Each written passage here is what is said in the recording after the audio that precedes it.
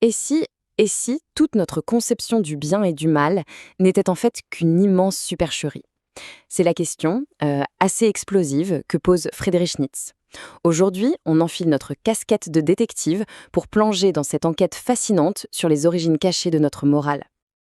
Alors, la question est posée. D'où ça vient, au fond, notre sens du bien et du mal? Ça a l'air simple comme ça, hein? La réponse de Nietzsche, elle est, disons, tout sauf confortable. Voilà le personnage, Nietzsche, un philosophe du 19e siècle qui aimait bien tout remettre en question. Pour lui, c'est simple. Les idées, ça ne tombe pas du ciel. Non, non. Pour comprendre une idée, il faut d'abord comprendre le genre de personne qu'il a eu, sa psychologie et même, tenez-vous bien, sa physiologie. Et donc, forcément, quand on applique cette loupe à la morale, eh bien, la conclusion est radicale. La morale, ce n'est pas un cadeau des dieux. C'est une pure invention humaine. Et une invention qui a une origine très, très concrète, presque physique. En d'autres termes, pour Nietzsche, nos valeurs, elles ne viennent pas d'en haut, mais de nos tripes, de notre corps. Donc, pour résoudre ce mystère de la morale, l'enquête doit se porter sur la nature humaine elle-même. C'est là que tout se joue. Et cette enquête psychologique, elle nous amène tout droit au cœur du réacteur, au mobile du crime si on veut. Un mobile puissant, souvent caché, que Nietzsche baptise le ressentiment. Alors voilà ce que Nietzsche remarque. C'est assez curieux.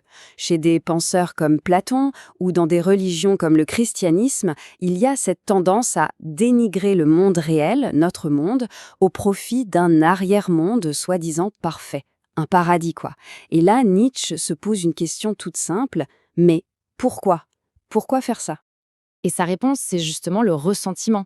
C'est un peu comme imaginer quelqu'un qui n'arrive pas à gagner une course. Au lieu de s'entraîner, il va décréter que courir, c'est complètement idiot et que la vraie victoire, c'est de ne pas bouger. Vous voyez l'idée? C'est ça le ressentiment. C'est l'amertume de ceux qui, se sentant faibles, ne pouvant pas s'épanouir dans la vie telle qu'elle est, ils décident de la condamner entièrement. Le point crucial, il est là. Cette vision du monde, c'est un grand non dit à la vie. C'est tout simplement le refus d'accepter que l'existence, par nature, c'est une lutte, une confrontation de force. Ok, mais attention, ce ressentiment, ce n'est pas juste un sentiment passif qu'on garde pour soi. Oh non, ça va devenir une arme redoutable. On regarde comment ça marche? La situation est la suivante. Les faibles ne peuvent pas gagner sur le terrain de la force brute. C'est impossible. Il leur faut donc une ruse. Une stratégie super maligne pour retourner complètement la situation. Et cette stratégie, c'est quoi? C'est d'inventer un tout nouveau jeu, de changer les règles. Un jeu où, tout à coup, la force brute devient une faute. Et pour s'assurer que tout le monde respecte ces nouvelles règles, ils ont une arme secrète, l'arme ultime, la culpabilité. Et là, il faut le reconnaître, c'est une invention de génie, du point de vue des fables bien sûr. Réfléchissez-y 2 secondes. Est-ce que 2 lions qui se battent se sentent coupables? Bien sûr que non. La culpabilité, c'est l'outil parfait pour paralyser le fort, pour l'empêcher d'être ce qu'il est. Et le résultat de tout ça?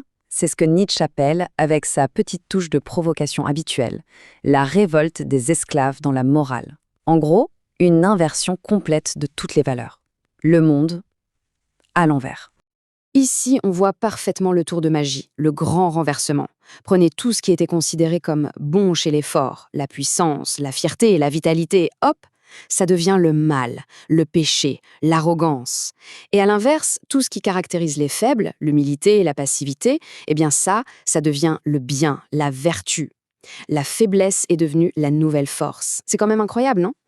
Et pour Nietzsche, l'exemple parfait, le point culminant de ce grand renversement, c'est le christianisme.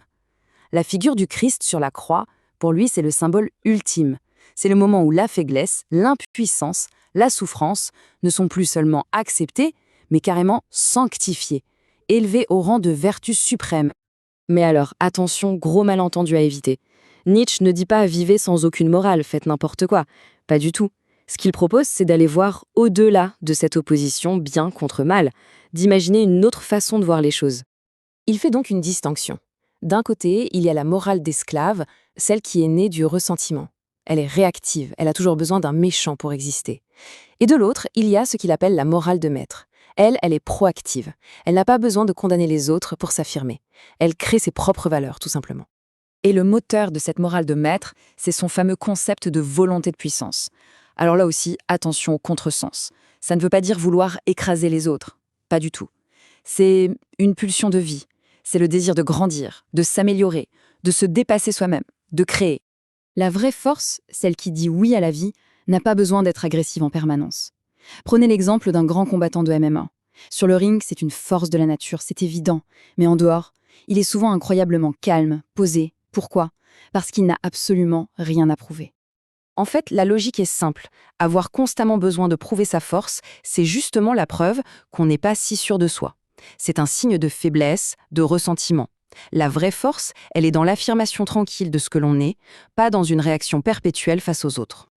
Donc la question que Nietzsche renvoie à chacun, ce n'est pas « faut-il avoir des valeurs ?» La vraie question, c'est les valeurs qu'on a, est-ce qu'elles disent oui à la vie? Est-ce qu'elles embrassent la vie avec tout ce qu'elle a de beau et de difficile, ou est-ce qu'elles sont un non déguisé? Et ça nous laisse avec cette pensée, un peu vertigineuse, il faut bien l'avouer.